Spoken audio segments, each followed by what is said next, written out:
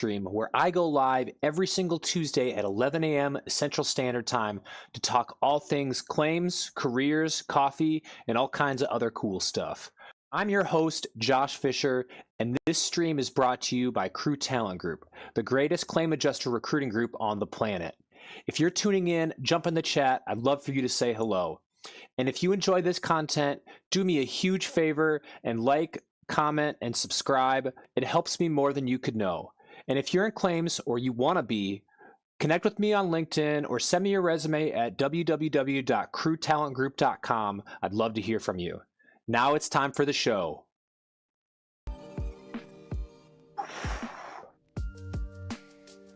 Happy Tuesday, everybody. Happy Tuesday. Welcome, welcome. It is the Claims Recruiter Office Hours weekly live stream. I'm your host, Josh Fisher. Thanks so much for tuning in. Hope you're having a fantastic week so far. We are live here on LinkedIn, Facebook, and YouTube. About to go live on Twitter too. Or not Twitter, sorry. TikTok.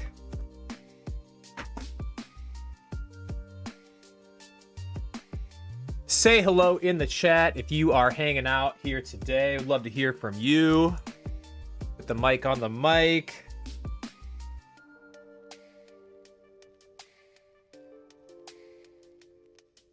Boom, baby. We are live on TikTok now, too. This is the Claims Recruiter Office Hours weekly live stream. This is episode number 23. Hope you're having a fantastic Tuesday. I certainly am. Let's see, make sure my chat's working over here.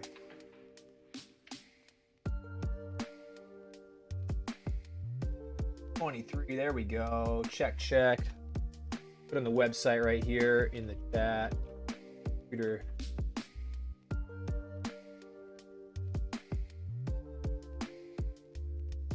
Oh, we are rocking and rolling.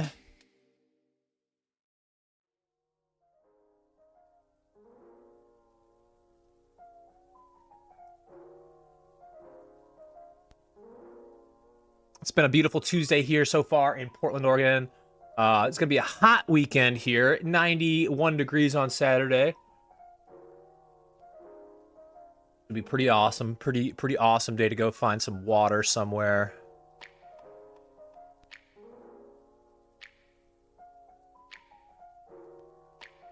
Oh yeah, here we are. We are live.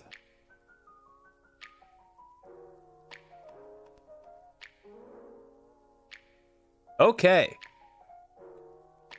We are live on LinkedIn. Just making sure we're going. We got James here in the chat saying you're getting you're going to get yourself banned on LinkedIn by showing off these guns. Maybe. I don't know what the terms of service on LinkedIn are. Who knows?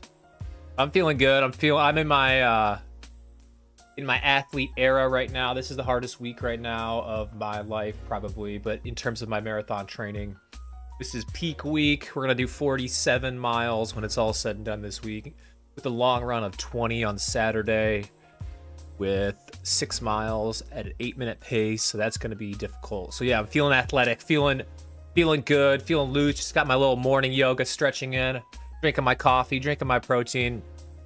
Hope you're feeling good too, James. Let's get right into it. We're going to get through some goals of the week. Then we got some fun stuff.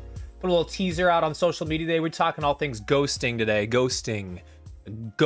So if you've ever been ghosted, if you've heard of someone who's been ghosted, if you've had a poor experience with a recruiter, I want to hear about that. We're going to talk about it. We're going to break down a video here in a minute from a good industry pal who put out a video yesterday kind of bashing recruiters a little bit. And so we're going to break it down. We're going to go step by step through that. But first, we're going to start off, as always, goals of the week. Drop your goals in the chat if you got some awesome goals. I'm a big believer in writing down your goals, whatever it might be, big or small. It could be something as small as walking for 10 minutes a day, drinking diet soda instead of regular soda, doing some cool project at work, whatever that might be. So I'm going to share with you 2 of my goals for this week. And I'd love to hear some of your goals for the week. My first goal of the week is to connect with 5 job seekers. I would love to hear from you if you are in insurance, if you want to be in insurance, if you want to be in claims. I want to connect with you. Reach out to me, send me a DM, let's chat. No obligation, no pressure, nothing. Just want to meet more people. I'm a claims recruiter. Specifically, recently, I've been doing mostly recruiting for commercial auto accounts, general liability, product liability, some like specialty type accounts. So if that's you, if that's your experience, if that's what you want to be, if you're interested in any of those topics, reach out to me directly. That's my goal. Reach out and have a conversation with 5 adjusters in the space this week. We're job seekers.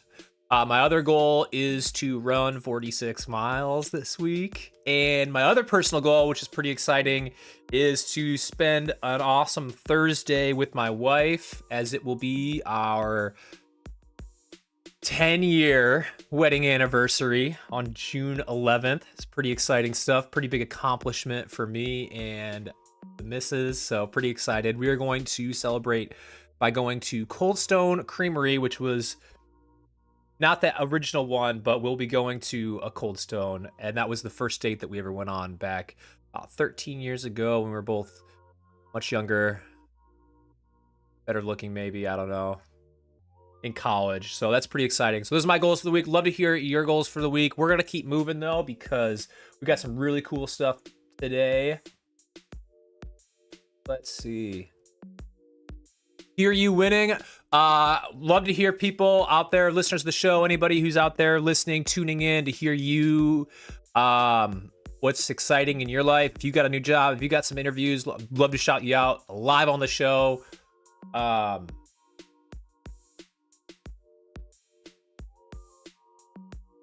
Let's pulled up. We got a couple shout outs here today.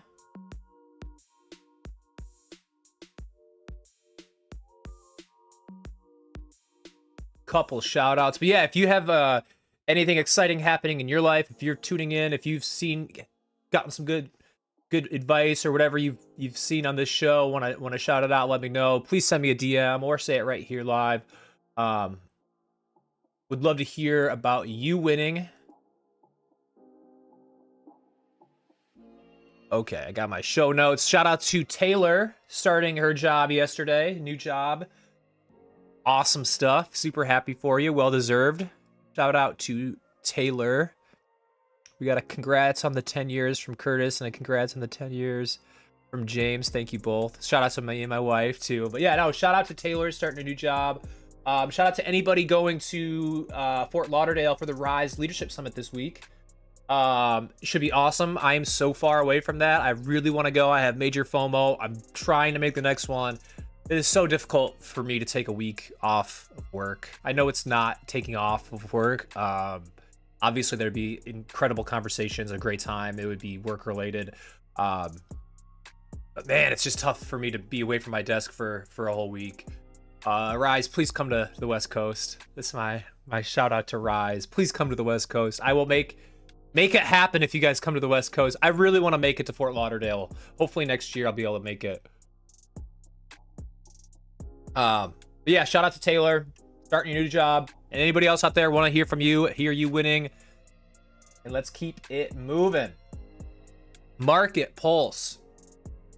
So yesterday I saw a video on LinkedIn from a content creator who I know very well. Her name is Michelle Rao, and Michelle is a highly respected P&C insurance executive, a trusted voice in the industry, someone who I know personally, who I've met in the Catalyst community. And she posted a video kind of going off on recruiters. So I want to play that video and live react to that video right here. And I'd love to hear other people's thoughts on this too. And if you're on TikTok, I apologize. You're not getting the full experience here. You're going to have to go on LinkedIn, YouTube, or Facebook to see the video. You're going to hear my reaction, but you're not going to see the video. But yeah, we're going to play this and react to it. So yeah, without further ado, let's just rock. Let's see.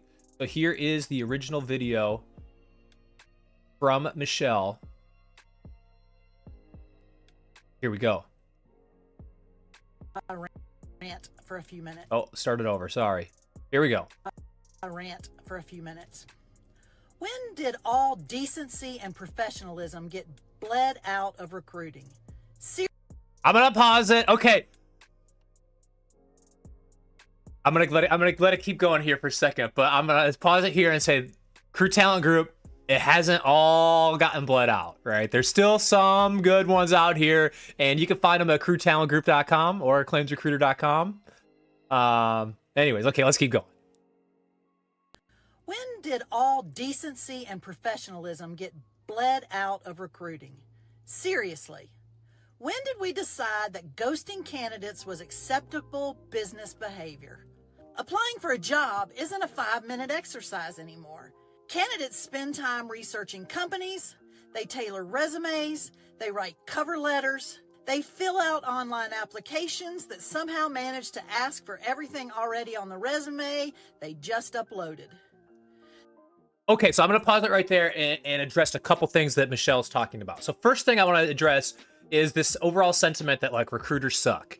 And I hear this not only from Michelle, but from so many people out there. And so like her frustration, outrage, everything that she's feeling right here, I talk to other people on a daily basis that all experience the same thing. And so it's not coming from nowhere. It's not a one-off. It's not one person. Michelle has a big voice online, and I'm glad that she's using that voice to talk about this, because I do think that it's a problem, and I hear this from other people, not just her. So why is ghosting happening? What's going on? Is it a bad recruiter out there? Is it a bad group of people? Is it someone being mean? I think I'll get into it a little bit here after I play a little bit more, but I just wanted to start off by saying that these emotions and these feelings and this sense of recruiters are terrible, it's not coming from thin air. Like, more people are feeling this. What is ghosting exactly? I hear this term a lot. I think different people mean different things. I think at a very base, what the word ghosting means, or what most people feel, is like, I apply to a job, I fill out an application, I maybe even get an interview, I maybe, do a virtual interview, maybe they ask me more questions, whatever it might be, and then I hear nothing back. And I think there's different levels to it, right? I think that I personally, if I was setting up a talent acquisition department, I would make sure that anybody who is thanks but no thanks, not getting the job, is getting some sort of communication, letting them know, hey, thanks but no thanks, right? I don't necessarily, however, think that needs to be the baseline, right? If you apply to a job, is a company obligated to send you a rejection letter if you don't get the job? I don't know. I'm not sure. I'd be curious to hear more from you. I guess anybody out there listening, like, what your genuine thoughts. But just sending a resume that takes a couple seconds to upload and hit send, does that require that? Is that are employers obligated to do it? I think it's best practice that an employer would do that. I think it's incredibly easy for an employer to set that up from a technology automation standpoint. I use an applicant tracking system. I know most organizations use some sort of applicant tracking system. There are small business solutions out there that make that automated email go out really smooth. And I think it's a really good best practice because it kind of closes that loop. However, I'm not sure that submitting an application necessarily warrants that every single time. I'd be curious to hear from more people. That said, if you do anything in addition to that, right, if you're interviewing a candidate, if you're asking them for more information, if you're putting them through a virtual interview, if you're asking them to come into your office, you absolutely need to be notifying them if you're not going to move on. And not only is that the bare minimum, you need to be doing that as soon as you know. So one of the things that I do as a recruiter that I'd recommend to every recruiter is you need to deliver this information the second that you have the information. We're oftentimes, as recruiters, the middlemen. We're not making the decisions. We're helping guide people to these decisions. We're certainly inserting our opinion when asked for it, but a lot of times we don't have final say. But I've heard of people before. It's like, oh, I got it on a Friday. I don't want to tell them on a Friday. It's going to ruin their whole weekend. No, You tell them the information when you get it, as soon as you get it, because that's the right thing to do. It's not for you to decide how they're going to take that information or when it's best for them to receive it or whatever that might be. You tell them the information as soon as and that's something that I've always believed in. That's what I always practiced. Second thing here, and she's going to talk about it, I think, a little bit more when I hit play here, is ease of application. Totally separate issue from ghosting. But my oh my, it's 2026. It should be so easy to apply for jobs in 2026. The fact that companies are still having you list out all your experience in your resume says it. Like most applicant tracking systems, even smaller, kind of low budget, small business ones, they'll do this for you. There's no reason to have different things. There are certain things that I guess it makes sense to have an application for, but the application really shouldn't take you more than 5-10 minutes. If I'm the one designing this, if it's my say, resume, maybe 2 or 3 questions. That's it. A lot of times, employers will do what's called knockout questions. And so you'll see like a really common one for me is licensing. If you need a license for the job, they'll ask you, do you have a license? And then if you put no, it's going to automatically knock you out, right? And so it's going to send you a denial letter. Sometimes they'll make it 2 days later, but let's be real, it's right away. You don't have a license, you don't have the basic minimum that you need for that job. And those are acceptable questions, but you don't need to write a novel. You shouldn't have to cover letters. You shouldn't be doing it. Don't even do it. No one's reading them. Resume, couple questions, boom, you should be good. All right, let's keep listening. Let's see what else Michelle has to say on this topic. They answer screening questions. They invest their time because they're genuinely interested in the opportunity and believe they can make a difference. And then, nothing. Crickets. No thank you. No update. No, we've decided to go in another direction. Nothing. I'm going to pause it again, and I just want to kind of react to this. So, like, you have 2 sides of the table when it comes to when someone's applying for a job. You have the company side, and then you have the application, the person who's the job seeker, the person applying for the job. So on one side, you have someone who's making a business decision. And that's all it is, right? It's a business decision. We're trying to make the best decision for our business. And at the end of the day, what is our business trying to do? We're trying to make money for our shareholders. And that's not wrong. It's just that the unfortunate truth of it, right, is that's at the end of the day what the business is trying to do. They're trying to make money, and they're trying to hire someone to fill a need to ultimately fulfill that goal. So it's not necessarily an emotional or decision. It's a business decision. And on the other side of the table, you have someone who's maybe out of work for 6 months, who maybe needs a paycheck, who maybe is dipping into their savings and is struggling to feed their family. And that's a highly emotional, difficult place to be in for a lot of people. And it's a struggle, and it's hard. And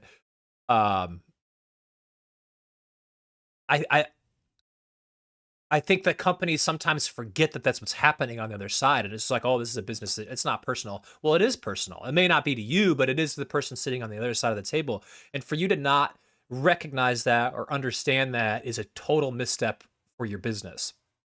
And I think it's really, really important. And what Michelle's calling out here is a really important topic. And that is the candidate experience when someone is applying to a job or trying to work for your company is so vitally important for your company. And it's not something that shows up in your bottom line, and it's not something that shows up in your P&L, but it's something that does have major impacts on you being able to operate your business. And every single person that applies to your company is a potential customer as well, right? Even though they're applying, they're also a potential customer. And so like they're like a billboard that's walking around for your company. What are they going to say about your company? And it depends on the experience that they have during that process. And one of the things, so I went to ITC this past year in Las Vegas, and SureTech Connect, a really great conference. And Jesse Cole, the founder of the Savannah Bananas, was the keynote speaker. And one of the things he talked about was um, how companies, when you call them in, you call into a company, and the first thing that you hear is, um, please listen carefully because our menu options have recently changed. And basically, his idea was that this is a terrible way. That someone's first impression of your business is our menu options have changed. Please listen carefully, and then you listen to a robot rattle. It's a terrible experience, right? And you need to intentionally design that experience around the customer to make sure whatever they have a good experience. And I think we need to view recruiting in that same light. Is these are our customers, even though maybe not directly. These are our potential customers, and we want them to have the best possible experience, knowing that more people that apply to the jobs are going to get rejected than people that actually get jobs. And so we need to create this process with that in mind, knowing that probably 75% or more of the people that are applying to a job to work at your company are not going to get that job. But we need to still make sure that those people don't have a negative experience to the point where they don't want to go work there. And as a recruiter, one of the things that I've found is that when you're upfront with people and you're honest with people and you're transparent with people, is even if they don't get the job or you're delivering them bad news, they'll end it with like a thank you, and they'll appreciate your time, and they'll have a positive outlook on it. And I've even gotten referrals from people that I have said, like, delivered bad news to. Hey, sorry you didn't get the job. Oh, you should call my friend. They'd be perfect for this. It's crazy. And so if you're a company out there and you have a talent acquisition team and you're doing this, these are things that you have to very actively think about and very actively build processes around. It's not easy, and it takes money, time, and energy. Let's keep watching. Let's see what else Michelle has to say. And it doesn't stop there. Sometimes you do 1, maybe 2, 6 interviews. You take time to prepare. You do your research. You show up. You engage thoughtfully. You invest your energy. And then nothing. Again, 2 things here. We should not be having a interview process that goes 6 interviews. If you've thoughtfully designed your process, you understand what you want, you know what you're looking for, you should be able to figure that out. 2 to 3 interviews. It should not take 6 interviews. And I think one, if a company's taking 6 interviews to find out, you really have to look deep at, is that a culture that you want to be a part of? But it also, you have to wonder, is this taking advantage of me? And are these people just asking for free consulting time? And I've heard of that too. Oh, here's a project. We need you to complete this by Monday. It's like, you're asking me to do work for free. That's trash. That's garbage. Companies should not be doing that. So yeah, it should not take 6 interviews to figure out if you want to hire someone. It should take 2 to 3 max. And if it's taking that long, you really need to look at your process. And then the second thing is, if you're bringing someone in person for an interview or having multiple interviews and you're not, if you're not telling them, like, hey, at least giving some sort of feedback, maybe you're not telling them why, but you need to close that loop. You need to do that. It's ridiculous if you don't. You deserve all the hate that you're going to get, but it's absolutely necessity, and you just have to do that. It's part of the job. It's part of the process. Why is it happening? We're going to get into that in a minute. But it's part of it, and you just have to do it. Radio silence. If a candidate disappeared during the hiring process, we'd call it unprofessional. And this happens. If a vendor stopped responding, we'd call it unprofessional. If an employee ignored customers, we'd call it unprofessional. But somehow we've decided it's perfectly fine when companies do it to candidates. It's unprofessional. I'm not asking for a handwritten note. I'm not asking for a detailed explanation. I'm asking for a simple email that says, thank you for your interest. We appreciate the time you invested, but we've decided to move in a different direction. That's it. 30 seconds of effort. Why have we accepted a hiring process where candidates are expected to invest hours, days, and sometimes weeks of their time But organizations aren't expected to provide even the most basic professional courtesy in return. Why have we normalized this? And more importantly, why don't we expect better? I'd love to hear your thoughts on this, and if you're a recruiter, please explain it to me. Y'all have a great day. I'll see. Okay, so that's the end of the video. Again, I agree with almost everything that Michelle said in that video, except for one part. And this is what I want to get into and spend a little time talking about right now, is the outrage in this video is directed at recruiters. And I think it's a little bit misplaced. And first off, there are bad apples out there. There are recruiters out in the world that that shy away from the difficult conversations. And I'm certain there's people out there that aren't trained or aren't equipped to have these sometimes difficult conversations, or want to avoid it, and that's the reason that they don't give feedback or leave people hanging. I think that is a very, very small percentage of the time, and I think this is more or less a symptom of a much larger problem. And you can go to the news headlines recently and you can find what this problem is, and it's the HR, talent acquisition departments, whatever they're calling this department now, they're getting slashed across the country. And I saw an article about a tech startup called Bolt that they literally cut their entire HR department recently. The CEO did an interview about it, and he said they're causing more problems than they create. I'm cutting my whole HR department.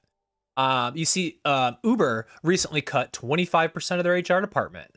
Huge company, employs a lot of people, a lot of contractors, a lot of people working for them, and they're just going to cut 25% of their HR department. We're seeing this right now with independent adjusting firms. Last 2 years have been really tough. You know who gets cut? Like, I mean, if you're not hiring people who, talent acquisition departments, specifically in our industry, are getting cut.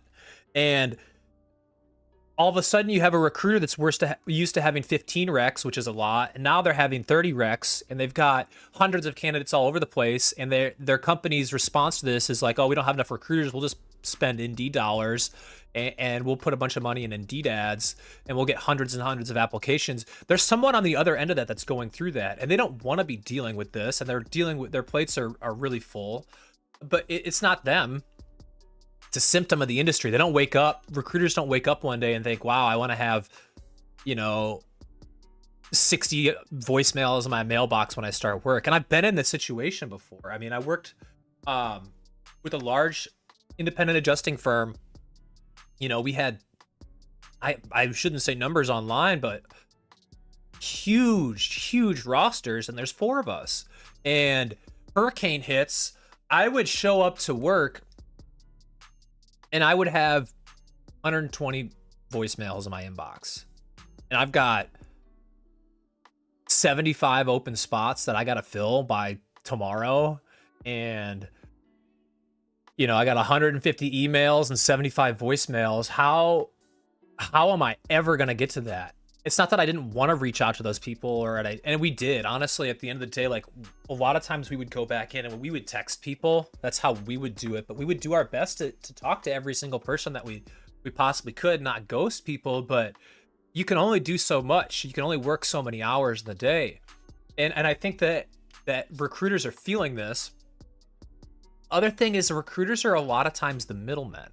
And so, especially now, we're seeing kind of the same thing happen with recruiting as we're seeing in other industries where, oh, we've got all these fancy AI tools. We don't necessarily need to pay you as much money. We can hire someone with less skills and just give you these tools. Well, that's fine and dandy until that person's sitting in that spot and has to do all this work. They don't know what to prioritize. They haven't been trained properly. They've got way too much going on. What's the first thing that you're going to drop off when you have a laundry list of a million things to do? How about, telling people bad news? And so that's like, is it the recruiter's fault? Maybe partly. They need to do it. Is it part of the job? Yeah, it's part of the job. Anyone that's starting off as a recruiter, you're gonna have to have difficult conversations with people every single day. It's part of the job. You need to get used to it. But you can't necessarily blame the person that's in the individual contributor seat for like a systemic problem that's happening all throughout not only our industry but other industries right now. So I think that ghosting is a major, major problem. It's a huge issue. I think that companies that have thought about this process, that are trying to improve it, are the ones that are going to be kind of winning the talent battle. There's a number of companies within our own space that I can tell you right now stink, and I can tell you that just because I hear from candidates every single day, oh, I had this terrible negative experience with this company. Um, Word gets around. You can see it on the online forums. You can see it on Reddit. You can see it on LinkedIn sometimes. People talk. And so it's really important to build that candidate experience, but also to build that process with intentionality, and give your recruiters the time and energy and the space to do their job. So that's my only thing with Michelle's video that I would kind of push back maybe, is like, I don't think this problem is because recruiters aren't decent people. I think there's an overall larger problem in corporate America right now where people aren't seeing the value in HR departments and talent acquisition departments and people operations, and they're gutting these departments, and that is a symptom of that problem. There's other problems that happen because of that too, but that is just one place that it kind of you can kind of see it, and I would probably bet that this happens more often with larger organizations than it does with smaller organizations. I could be wrong. I'd love to hear your experience, but yeah, I'd love to just open it up and hear from people. Like, have you ever been ghosted on a job? Have you ever been interviewed and not heard back? What's your experience been? What do you think about this? So if you're out there tuning in, listening, I'd love to hear from you on the topic of ghosting. I can tell you my personal story. I applied to a job one time. Here's the South Dakotan in me. It was an HR generalist position at a it was at a I don't know what's the correct word to say this. A beef manufacturer. And so I was going to do recruiting at a beef manufacturer, and I had a virtual interview. I had an in-person interview with the hiring manager, and then I had a team peer interview with 4 people on their team. And after all 3 of those steps, I never heard back. I got a like an automated thanks but no thanks email 4 months later. Literally 4 months out. I never heard back. After 3 weeks, I was like, okay, they're not going to talk to me. But it sucked. It was terrible. I was really excited. I'm glad in retrospect that I didn't get that job. It would have been terrible. But at the time, I really needed a job. I was broke. I was, I just moved. It was a really hard time in my life, and I'll always remember that company. And I'll literally be at the supermarket and I'll see stickers from that company and be like, this place sucks. So was it the recruiter's fault? Was I don't know whose fault it was. It doesn't really matter at the end of the day to me, but it's a thing that happens. And I've heard this over and over from different job seekers out there, that they get ghosted. They have conversations. Some people even have recruiters reach out to them directly and then they never hear back. So it's a problem. Yeah. So shout out to Michelle. If you're not following Michelle on social media, you should be. I think she's on TikTok too, the Fun Fact Lady. Check her out. Really awesome follow. Shout out to her for making that video. It probably wasn't fun, but it got a lot of reaction, and I think that's because people are feeling that right now. I think it's not just her that's experiencing this. I think it's a lot of people, and there's frustration and anger, and I think people should talk about it. So that's what we're here to do. Thanks so much for tuning in. If you're here, I'd love to hear from you. If you've been ghosted, if you've had these experiences, maybe you've never been ghosted, you've had nothing but great experiences applying to jobs. Love to hear from you too. This is the Claims Recruiter Office Hour weekly live stream. We go live every single Tuesday. We talk about different issues, different problems like ghosting. We also talk about ways to improve, how to help people get jobs, what you can do to be more visible online. It's totally open format. So if you've got things that you want to bring to the table, things that you want to discuss, things that you want to talk about, totally open format. Put it in the chat. Say hello. Would love to hear from you. I'm going to take a sip of my coffee here. We'll get into some questions.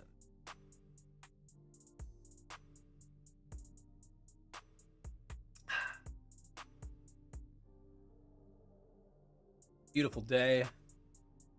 Got to run 10 miles here in a bit. That's going to be terrible.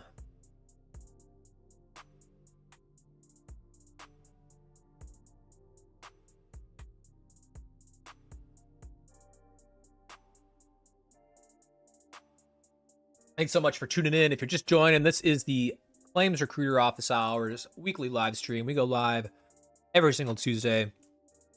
LinkedIn, Facebook, YouTube, talking all things claims, recruiting, adjusting, working in the insurance industry. If you got questions, put them in the chat. Love to hear from you. Let's keep on rocking. Oh, I kind of cut it off here. But if you are an adjuster or you want to be specifically in commercial auto, general liability, product liability, specialty lines, construction defect, cyber, I want to hear from you. Reach out to me. Send me a DM. I'd love to chat. These are the roles that I've been placing mostly recently. So love connecting with, adjusters in these lines. Maybe you're not even job seeking right now. You're just curious what's out there. You just want to hear what other people are getting paid, whatever that might be. Would love to hear from you.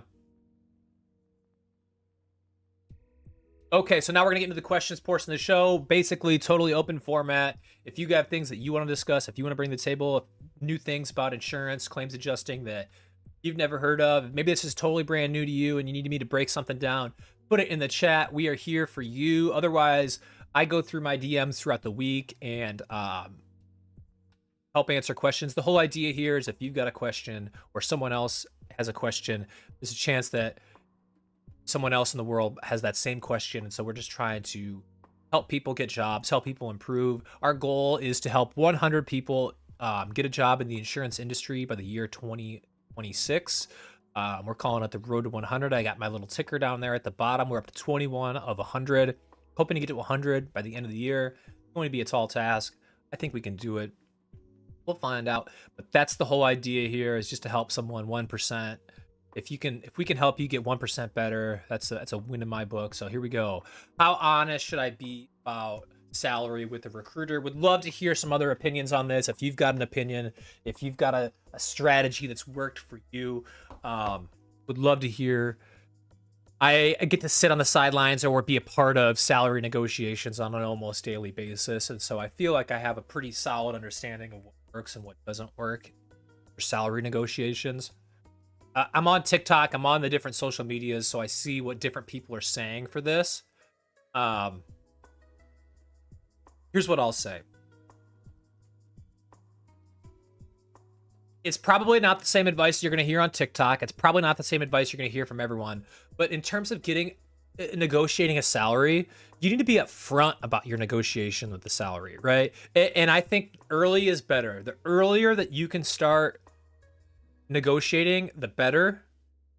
The further along it gets, the less leverage that you're going to have, right? If you've been saying 80,000 and then all of a sudden at the 11th hour you say I want 100,000, they're going to,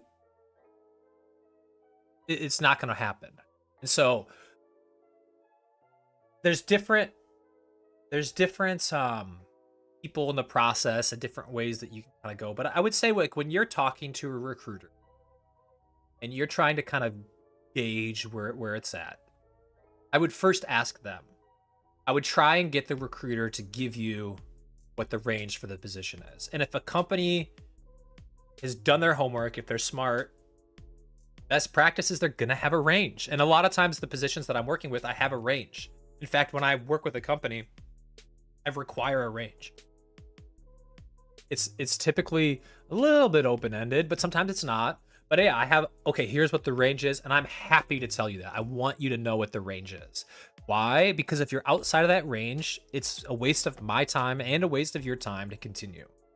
And so that's what I would do, is I would first ask the person. I would try and get the other person to give you the first thing, because you don't want to say, okay, I'm at 60, and all of a sudden they're like, well, the range is 65 to 85, right? So ask for the range, have them tell you the range, and then be honest what you need to take the job. And you have to do that for yourself, right?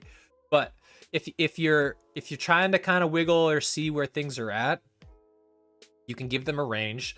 Obviously, things all depend on like the work, right? If you could say 60,000 and all of a sudden you're expected to work 7 days a week, 12-hour days, that's going to change really fast. And so you're going to have to get more details about the job before you can truly understand a number, but you need to give the recruiter a general idea of where you're going to be at. And a lot of times what I'll do with that is I'll go to the company and say, here's this person I think would be fantastic for this job. Here's what they're going to require. And I'm going to bat for you. I'm trying to align so we're on the same page so you can get as much money as you possibly can. I want to see you get the most money that you can, but I also want to make sure that we're not wasting anybody's time. And if your floor is higher than my ceiling, it doesn't make sense for either of us to continue. So you should be very upfront, very honest where you're at. I'm gonna give you tips and pointers where I think you could maybe improve or where you could land at. I'm gonna be honest with you if you're too high. I'm gonna be honest with you if you're too low. I know not every recruiter is gonna be like that, but that's how I work. Yeah, I think if you play in games and you tell someone one number and then you do 2 interviews and then all of a sudden they give you an offer and you try and renegotiate 10% higher than that, they're gonna be frustrated with you. And so you need to start having that conversation early. And if something material changes throughout the process where it's going to change things, you need to have that conversation. When the offer comes in, when that piece of paper with the signature comes in, you should be 100% aligned already. And if you're not, your recruiter's not doing their job, and you're also probably not doing your job. But 99.9% of the time when I'm working with candidates, we've already been over the details. Obviously, you want to see a little bit more in writing and see the benefits package and all this stuff. But when the offer comes in, I'm already aligned with this person where we're going to be. I don't want any surprises. I want it to be the easiest conversation ever because we've talked about it multiple times before. But that's just the way I work, and that's what I would recommend. Is not to play games. It's just to be honest what you need. You need to figure that out, think about that, spend some time really discerning that for yourself, but don't surprise me at the 11th hour because it doesn't go well. It doesn't happen. It's not this big, like, I don't know, TikTok makes it seem like it's something it's not. There's just certain differences. Like if you're an executive in a high level position and you're negotiating things like equity or stock options, that's maybe a little bit different than senior adjuster, But for most, positions from entry level to kind of mid level, that's the game. If you're applying to be a CFO somewhere, little bit different story, and there's some more negotiation and wiggle room. If they're bringing you in to lead a department, again, little more negotiation, little more wiggle room. The one thing I will say is that think about compensation and more than just money. Especially if you're entry level or mid level, there are other things besides dollar amount that you can negotiate. And think about that, remote flexibility, paid time off, things like that, start date. Those are things that you can negotiate that aren't just financial. So think about that too. Keep rocking. How does a recruiter actually find people? I get this question from clients sometimes, like, what are you doing differently than us? What are you doing to go out and find people? And I think it's important for candidates to understand how I work, because if you're trying to be visible to someone like me, it's in your benefit to understand how we go out and find people. So, how do I find people? I would say number of different ways. For me, my business is primarily internet based. I use a lot of social media marketing. And so my main goal is to help drive traffic to me, to my page, so I can get candidates to talk to me, so I can have a solid list. I'm in a very specific niche. I'm only trying to work with adjusters. And so I create content online, drive traffic to me. So that's like the number one source for me where I go out and find people, is I drive people towards me. Things like this live stream, social media content, TikTok, all that stuff. So I have a really solid CRM database of people, which I get a job, I'll search, I'll look at the people that have talked to me, look at the people that have reached out, and that's going to be kind of the first people that I go to, see if there's anyone in my network that Makes sense. I'll also ask people for referrals. Like, hey, you know, I see you're in the area. This maybe doesn't make sense for you, but do you know anybody? And so I'll go at that angle too. After that, what I'll typically do is go out and hunt. Now, I know it's maybe not PC anymore, but like the traditional term head hunting, it's because like we're hunting for the right candidate. And there's a number of different avenues that I use. Um, there's so many different tools out there for recruiters to use. All these AI companies, these AI startups. There's companies like Apollo, the Zoom Info. Basically, all of these companies, the way that they operate is it's keyword search based. So they are scraping the internet. And what is the internet? A lot of times in our space specifically, it's going to be scraping LinkedIn. Yeah, it scrapes all these other channels, but what other channel out there has your information, your email, your employment information, what companies you've worked at, the dates of those companies, your college degree, your connections. LinkedIn houses all of that information and they sell that certainly to other companies. And so all these companies out there like Apollo, like Zoom Info, like all these Pin is a recruiting company, these kind of sourcing companies, they're scraping LinkedIn for this data.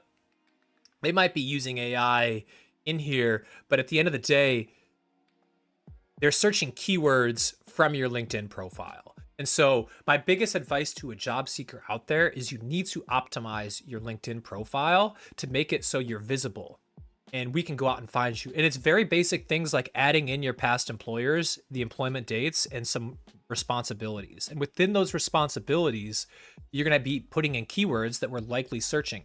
So if I'm out there and I'm looking for a entry-level commercial auto adjuster, what I would do is I'll go to ChatGPT, or I use Claude.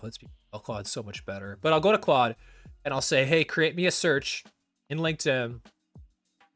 I'm looking for this person.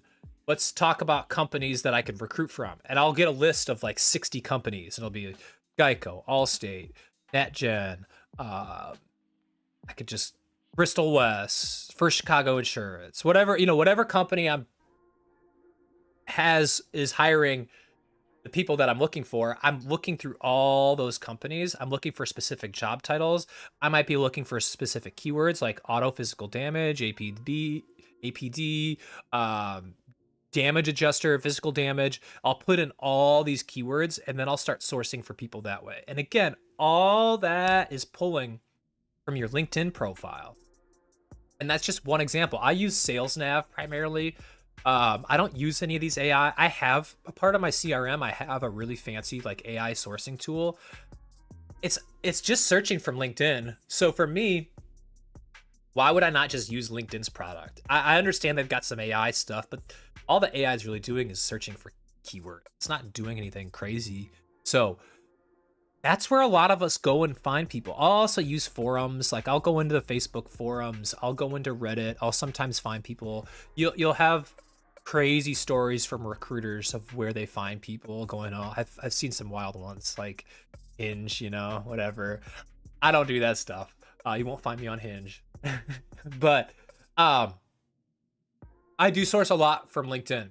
So my biggest advice to people and job seekers out there would be to update your LinkedIn profile at minimum, just the bare minimum of the information of where you've worked before, some description, but you can go in and really optimize your profile. You can also start posting, maybe a post a week. All those are just keywords that when recruiters go in and search for you, that make you more visible. The last part I didn't really touch on here is just like networking. General networking is another really, really easy and affordable way to get your name out there to meet people. And so that too is like, just use your general network. Referrals, good people oftentimes know good people. Claims organizations locally in your area, things like that. Julian, what's up? Happy Tuesday. Hope you're having an awesome week so far. Thanks for tuning in.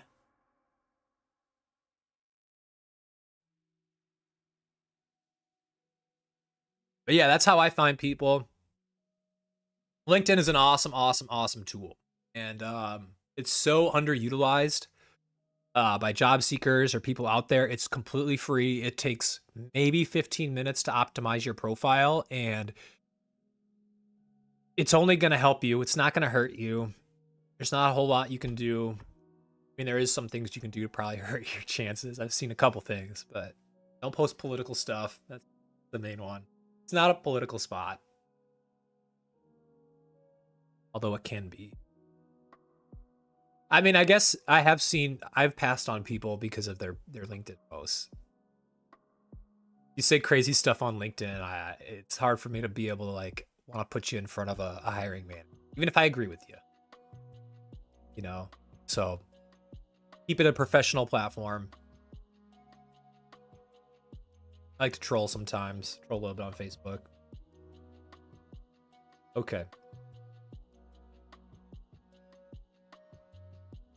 Keeping on rocking. This is the Claims Recruiter office hours. We got 7 minutes left in the hour. And then I got a busy day ahead of me.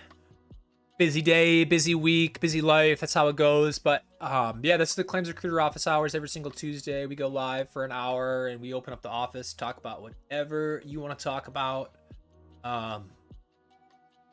Say hello, say what's up in the chat, bring your topics.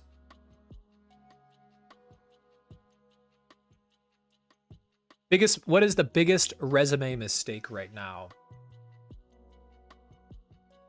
Okay.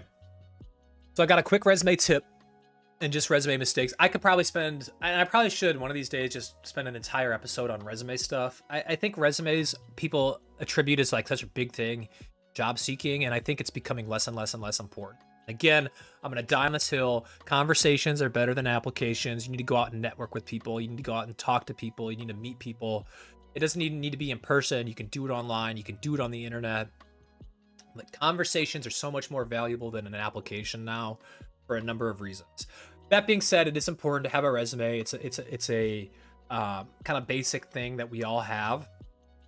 So the biggest mistakes that I'm seeing right now are really kind of the easiest things that people mess up. It's just like the very basics, you know. Is your name, email, phone number at the top? Is the formatting consistent throughout? You have dates on your employment? Is the spelling correct? It's really not crazy stuff that I see, and it'll be someone applying with 25 years of experience applying for this job. You've got to write reports as an adjuster. You have to write detailed reports, and if you can't format your resume to look professional, there is no chance that I can trust you to write a report arguing about millions of dollars on a claim. It's just not going to happen. So you need to get the basics correct. You need to really nail in the stuff. We could talk about the way that the way that you should structure your experience bullet points, you know, doing things like talking about metrics, talking about action verbs, like all that stuff. That's almost bonus.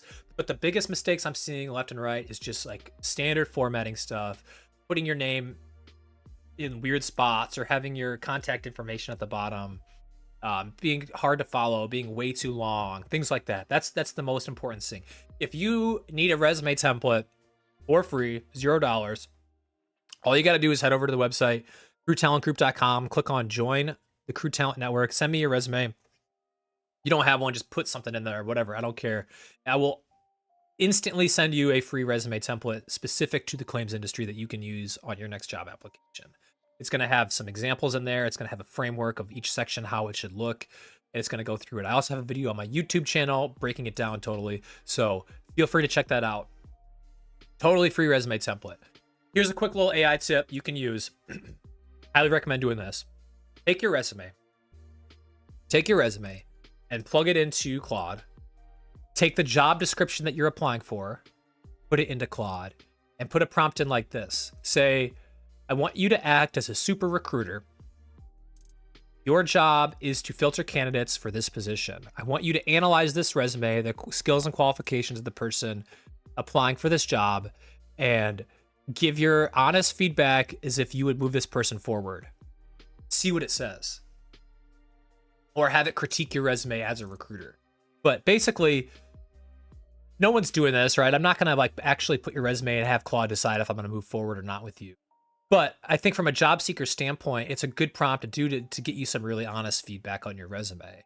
And I think you might be surprised at what it says, but ask it to break it down. Ask it to give you feedback. Ask the AI if AI would move you forward or not, and see why or why not that might be. And that's going to be some really good feedback to use when you're applying to jobs or looking at other jobs, and maybe it'll help you build your resume bullet points or things like that. But really pretty basic, won't take you very long to do. You can do it in ChatGPT, you can do it in Claude. I'd recommend Claude. I love Claude. I don't know if you can tell, but yeah, I mean, that's a really basic AI prompt that you can use to give you feedback on your resume specific to jobs. You can also have Claude look at your resume and kind of improve tips and things like that, but flip the script a little bit. Pretend you're a recruiter and you're looking at your own resume, because that's what's going to happen, and try and look at it from that angle. Something I would suggest. And if you got questions on your resume, or if you want to improve things, reach out to me directly. I'm happy to take a look. The other guys, they charge for it. I do it for free. Come on. I don't charge candidates a thing. It's a staple of my business model. I don't think job seekers should be paying me. I'm happy to. I'm not gonna redo your resume necessarily for free, although I've done it for some people. I don't have time to do it for everyone anymore. But I'm happy to give you some pointers. I'm happy to give you some tips. I'm happy for you to take a look at it.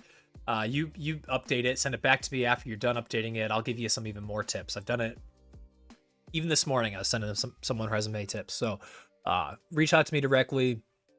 Head over to my website, crewtalentgroup.com. Submit or join the Crew Talent Network. You'll get my free resume template. Pretty exciting stuff. Okay, a couple more minutes. We can keep rocking. Okay, burned out in claims. What do I do next? I'm hearing this more and more and more and more. Claims is hard. It's a hard industry. It's a difficult industry to be in. It's not for everybody. And I think there's a level of burnout that just kind of happens naturally in life as a claims. It's hard, even more difficult now than I think it was years ago. Ending counts are getting higher.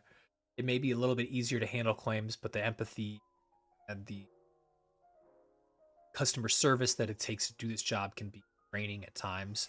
You're working with people on a daily basis that have experienced major loss. You're negotiating with contractors tooth and nail sometimes. People don't like insurance. I don't know if, I mean, it's pretty clear.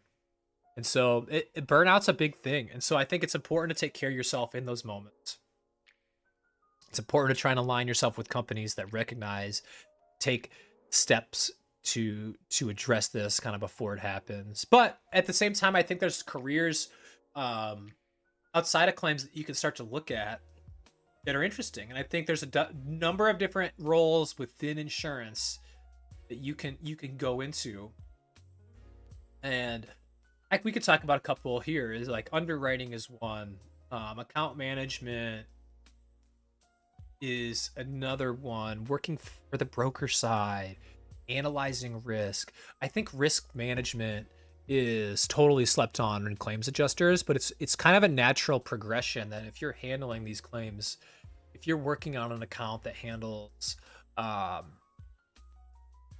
maybe you're working on an account that's a self-insured grocery store and they're handling all their general liability claims. Well, they probably have a risk manager that works for the grocery store chain that goes in and helps try and mitigate some of these risks and analyzes some of the data and tries to create programs that results in fewer claims. So I think risk management is a really, really awesome field. I would like to have someone on this live stream to talk about risk management sometime, and how claims adjusters can transition into risk management.